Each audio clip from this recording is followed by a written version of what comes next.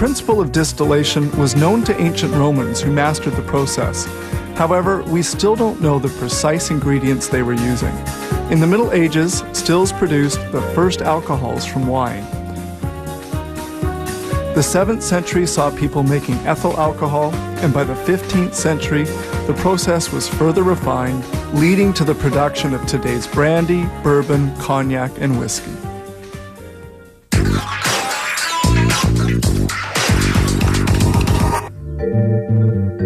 Dried corn kernels is the main grain used in making spirits. Every day, 7 truckloads empty out 230 tons of it.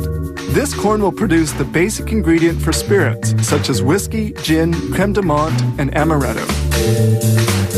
The kernels are stored in these 24-meter-high silos, which can hold up to 250 tons.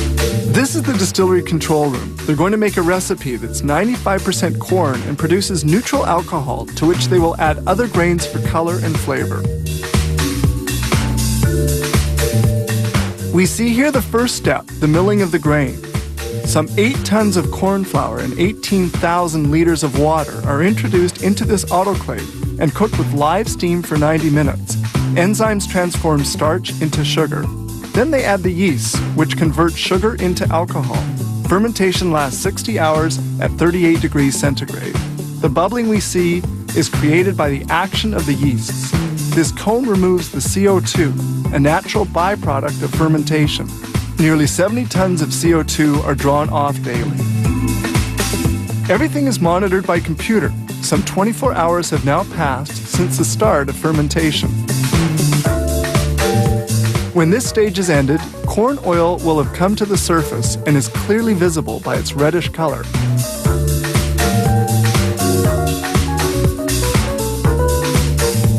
The fermented mash has a 13% alcohol content. They now move on to the next step, distillation, which condenses the vapors of the mix.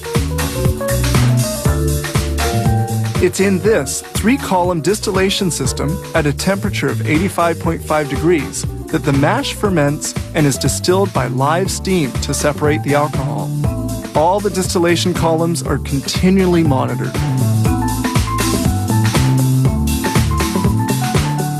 During distillation, they dry the grains used in the recipe in this rotating drum. The resulting product is called draff, and it will be used to make animal feed. Distillation is now ended.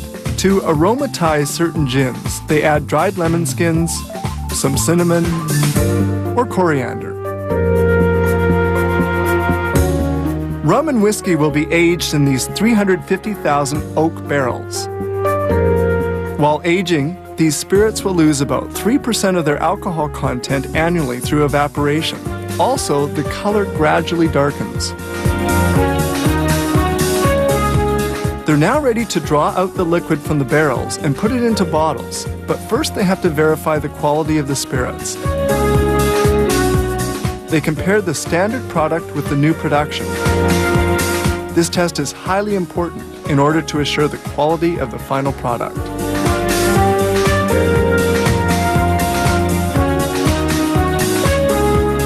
Bottling begins. Here, 140 750 milliliter bottles of rum and spirits are filled every minute. Clean bottles circulate continually on the conveyor, leading them to the filling machine.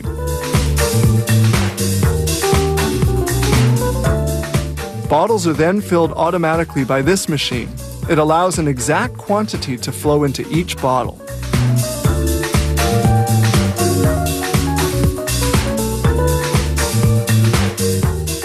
The next step, a capper places caps on the bottles and crimps them onto the necks. Then the sealed and labeled bottles head for the packaging department.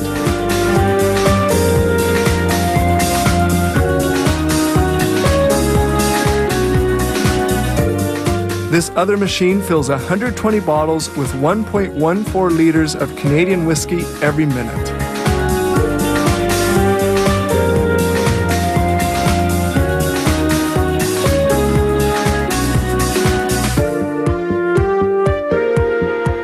In this distillery, some 20 different spirits are produced. With 34,000 tons of corn kernels, they produce 44,750,000 liter bottles of spirits annually.